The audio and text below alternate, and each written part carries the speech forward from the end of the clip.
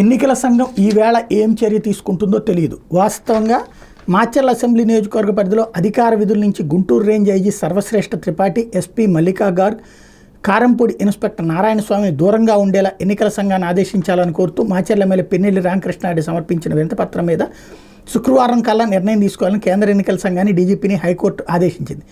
ఈ మేరకు న్యాయమూర్తులు జస్టిస్ సత్తి సుబ్బారెడ్డి, జస్టిస్ వెంకట్ జ్యోతిర్మయి ప్రతాప గురువారం ఉత్తర్వులు జారీ చేశారు. పోలీసు అధికారుల మీద తీవ్రమైన ఆరోపణలు ఉన్నందున పిన్నెల్లి వెంటనే తగిన నిర్ణయం తీసుకోవాల్సిన బాధ్యత ఎన్నికల సంఘం మీద ఉందని ధర్మాసనం స్పష్టం చేసింది. త్రిపాఠి, గార్గ్, నారాయణస్వామి మీద చర్యలు తీసుకోవాలని, వాళ్ళు పనిచేస్తున్న స్థానాల నుంచి మార్చాలంటూ తాను ఇచ్చిన వినతిపత్రం మీద ఎన్నికల సంఘం నిర్ణయం తీసుకోకపోవడానికి చట్టవిరుద్ధంగా ప్రకటించాలని కోరుతూ పిన్నెల్లి రామకృష్ణారెడ్డి హైకోర్టులో పిటిషన్ దాఖలు చేశారు. ఈ వ్యాజ్యం గురించి పిన్నెల్లి తరపు సీనియర్ న్యాయవాది టి నిరంజన్ రెడ్డి గురువారం కోర్టు విచారణ మొదలు కాగా న్యాయమూర్తులు జస్టిస్ సత్య సుబ్బారెడ్డి, జస్టిస్ వెంకట జ్యోతిర్మయి ప్రతాప్ ధర్మాసనం ముందు ప్రస్తావించారు. లంచ్ మోషన్ రూపంలో అత్యవసర విచారణ అభ్యర్థించారు.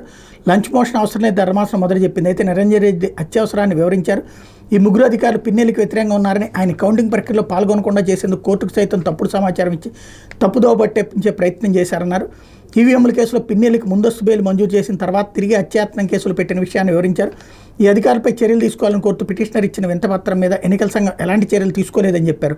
దురుద్దేశపూర్వకంగా వ్యవహరిస్తున్న ఈ అధికారులను పిటిషనర్పై నమోదు చేసిన కేసులు దర్యాప్తు నుంచి దూరంగా ఉంచాలన్నారు. కౌంటింగ్ పూర్తయ్యే వరకు వాళ్ళని విధుల నుంచి దూరంగా ఉంచితే సరిపోతుందని వివరించారు. దీంతో ధర్మాసనం లంచ్ మోషన్ ద్వారా అత్యవసర విచారణకు అనుమతి ఇచ్చింది. ఇవాళ ఏం చెప్తుంది అన్నటువంటిది చూడాలి. ఎన్నికల సంఘం అయితే చర్య తీసుకుంటుందా అంటే ఖచ్చితంగా వాళ్ళని దూరం పెట్టండి అని చెప్పాలి. నిజంగా మల్లికా గార్గ్ రాకపోతే కనుక ఈ అరాచకాలకు సంబంధించి స్పష్టత వచ్చేది కాదేమో. ఎందుకంటే ఆమె నిన్న పోలీసు కవాతు నిర్వహించడం, పార్టీలకు అతీతంగా తీసుకెళ్లి రౌడీ షీట్లు పెట్టిస్తోంది. అందులో వీడియోల్లో ఎవరు కనిపించారో వాళ్ళందరినీ వెంటాడుతోంది. కాబట్టి తట్టుకోలేకపోతున్నారు. అట్లాగే సర్వశ్రేష్ఠ త్రిపాఠి కూడా సిన్సియర్ ఎఫర్ట్ పెడుతున్నారు. కాబట్టి తట్టుకోలేకపోతున్నారు.